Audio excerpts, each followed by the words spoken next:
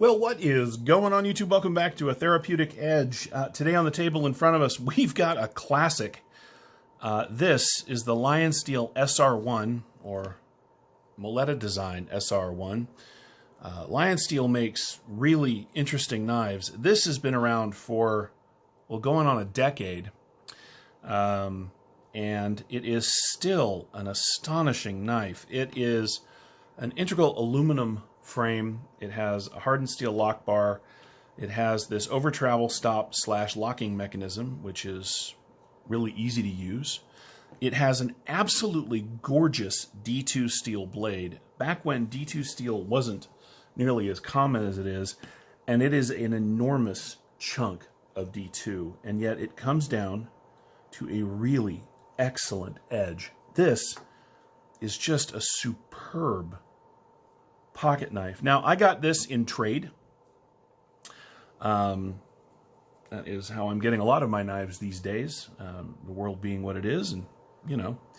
But I was really happy with this trade. Now, would I have preferred to get one of the titanium and fancier steel? Sure, yeah. But, you know, every time, and I've said this before in my videos, every time I think that I am just completely burned out on D2, something like this comes along and proves me absolutely wrong. This is a stellar pocket knife. Now, they're not inexpensive. You can still get them. They're still, you know, $200+. That is a lot for D2. I'm not going to lie. But you get an awful lot of knife for the money. I am really thrilled. Now, they do make a black coated version of this blade, and I got to tell you, the satin finish on this thing is a monster. When it comes to fingerprints. Had I wanted to spend the money on one, I might have gotten the black coated blade, just because, wow. But we are where we are, so let's talk about what you get. First, I want to point out how incredibly beautifully designed this handle is. I mean, it just, God, what a marvelous grip of knife this thing is. And it's a tank. It is an absolute beast. Let's go ahead and get some specs out of the way while we're talking about what a monster it is. You get 1, 2, 3.5 inches of cutting on 3.7 inches of D2. The grip area on this monster is 1, 2, 3, 4, just at 4 full inches. So just under 4 full inches of grip. And because of this shape, man, your hand just locks in. It is so comfortable. It is thumb stud deployed, which I really like.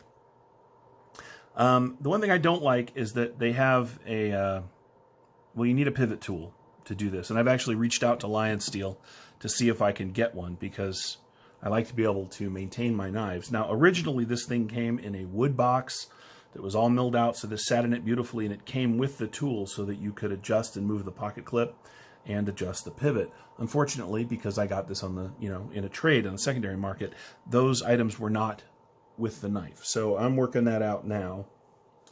The overall knife, and again, it is a big boy, is 1, 2, 3, 4, 5, 6, 7, 8.25 inches long overall. It's great. It really is. You know, when I first picked it up, my thinking was that this little pocket clip wasn't nearly enough for this much knife. I mean, in this day and age, giant pocket clips that run the length of the knife, but this little stamped steel clip holds this thing in the pocket so well. It is really remarkably well sorted out. This is just a beautiful pocket knife. The spine is crowned, right? There are no sharp edges on this knife anywhere, even on this clip, which could be sharp but isn't, except right where you want it to be, right? This is a convex bevel on this knife, and this is still the original edge. The only other convex edges that I have are on my Bark River knives. This thing is beautiful. Let's do some size comparisons. Here it is against the bug out, and yeah, I mean, it's just a really big knife, but in a really good way. And let's do the Ritter Hogue, which is another full-size knife. And as you can see,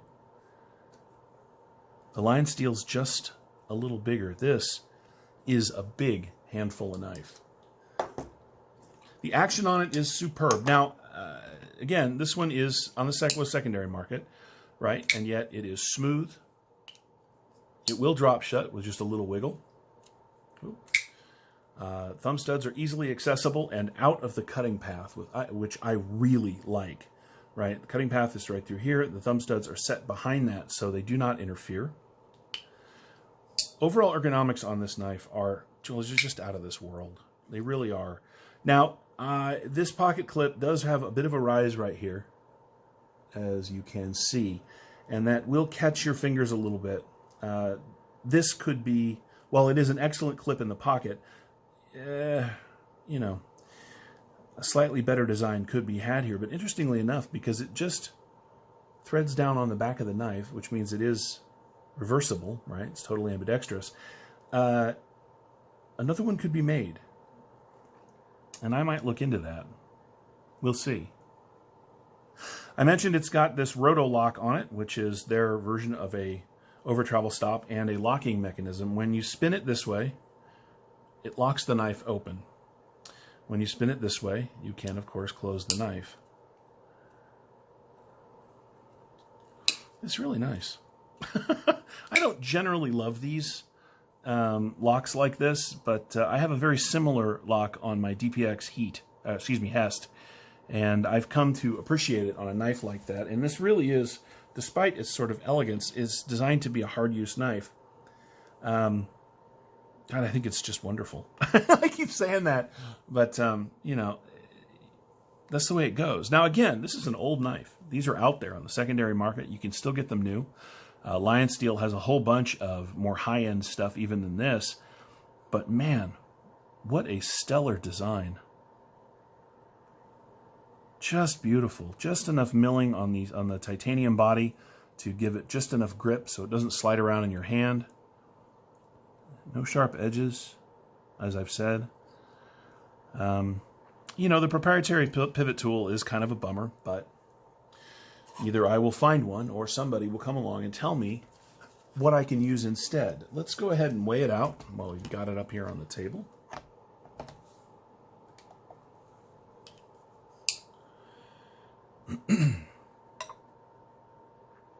Now, it is 5.6 ounces, which is a little heavy for a 3.5-inch knife. But again, this one giant block of aluminum, right? And the thickness, I just said, dude. Yes, I did. This blade, let's take a look while we've got it here.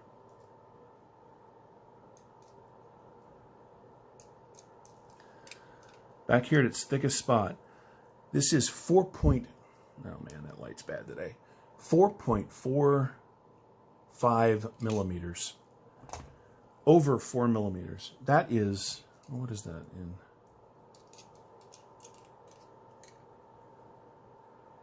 Wow. I'm telling you, that is a slab of really well done D2. I love this knife. You know, in a world where D2 has become a budget steel, something like this might be a little bit of a hard sell. I get that. But I got to tell you, the fit and finish on this knife are just exquisite. The design is gorgeous. You know, I always do this. What's the final word? Well, am I going to tell you to go get one? You know, I don't know. That would be up to you. I think if you are looking for a refined and elegant knife with all of the hard use just function that you want, I mean, this thing is, again, a monster. I think that, yeah, I'm going to go ahead and say, if you're looking for a beautiful knife that does the job, the Lionsteel SR1 is probably a good direction to lean into. Now, I haven't had it very long. If I find out that I'm wrong somehow, let's say it doesn't hold an edge or there are issues with it, I will come back and tell you about it. But for now, this is a wonderful addition to the collection. Thank you so much for watching. Again, this is the Lionsteel SR1, straight from Italy. A beautiful, monstrous knife that I am super happy to have in the collection. I hope you guys have enjoyed this. I look forward to seeing you next time. We'll see you later.